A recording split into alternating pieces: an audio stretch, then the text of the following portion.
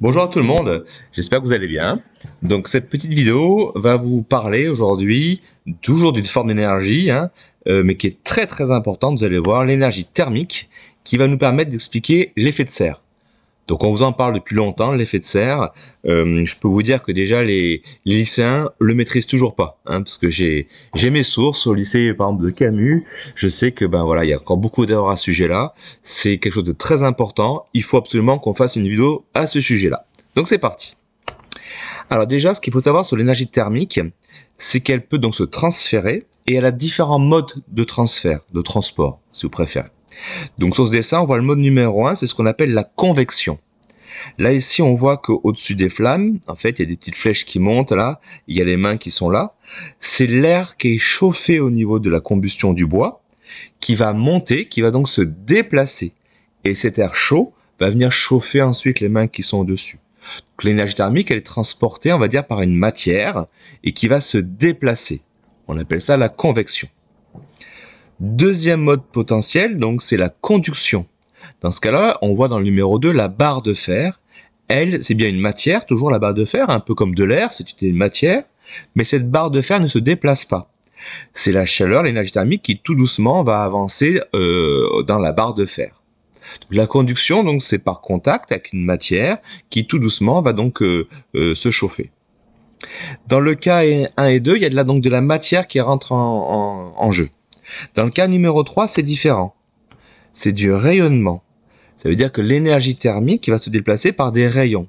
Ces rayons, ce sont les rayons infrarouges, que vous connaissez peut-être, qui sont invisibles pour nos yeux, mais qui transportent donc cette énergie thermique. Par exemple, quand on a des fois, vous savez, une cheminée avec un insert, une vitre qui est fermée, même s'il n'y a pas d'air qui sort de la cheminée, d'air chaud, donc pas de convection, même si on ne touche pas la vitre, donc pas de conduction, on sent un petit peu la chaleur quand même parce qu'il y a des rayonnements donc qui sortent à travers la vitre, des rayonnements infrarouges et qui nous apportent l'énergie thermique. Ça peut être très intéressant, notamment pour certaines inventions comme la thermographie. Donc ces images infrarouges que l'on voit ici sur la caméra, certains les connaissent un petit peu au travers des jeux vidéo, notamment avec des armes de guerre. Alors pour la vision de nuit, moi je suis pas très arme de guerre, donc je vais rester sur la thermographie, sur les économies d'énergie. Donc dans cette caméra ici, on voit que la maison qui est donc réelle apparaît avec des couleurs au niveau de la caméra. En fait, cette caméra va capter le rayonnement infrarouge émis par la maison. Donc la chaleur émise par la maison sous forme de rayonnement. Nos yeux ne les voient pas, ces infrarouges, mais certaines caméras, certains capteurs peuvent les détecter. Et sur cette maison-là, par exemple, on voit clairement qu'il y a des zones qui sont très très rouges. Ça veut dire qu'il y a beaucoup de rayonnement infrarouge et donc beaucoup de chaleur qui ressort. Ce sont les vitres, les fenêtres. Ça montre qu'il y a de la chaleur qui va sortir par les fenêtres et donc il y a de la déperdition au niveau thermique, au niveau de la chaleur simplement. Et donc la personne qui est dedans chauffe sa maison pour rien, puisque la chaleur va sortir par les fenêtres. Et donc, il faut absolument isoler, peut-être mettre un double vitrage ou un triple vitrage pour limiter cette perte d'énergie thermique par rayonnement infrarouge. Donc, cette technique, elle permet comme ça de voir quels sont ce qu'on appelle les passoires thermiques ou les endroits d'une maison dans lesquels on peut donc améliorer l'isolation thermique. Très intéressant quand on sait le prix pour se chauffer, le prix de l'énergie électrique, par exemple pour les radiateurs, donc le chauffage, ça vaut le coup d'économiser.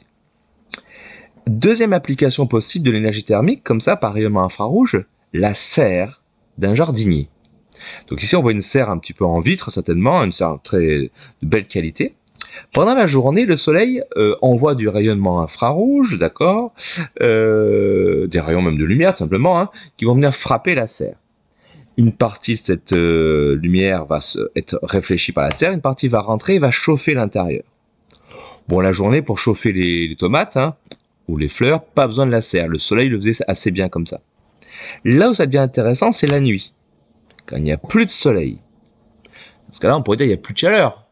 Sauf que le sol de la serre, lui, a été chauffé. Et donc, il est chaud. Et donc, il va réémettre cette chaleur pendant la nuit sous forme d'un rayonnement invisible pour nous, le rayonnement infrarouge. Et cette chaleur, d'accord, nous, on a tout intérêt à la garder près des tomates.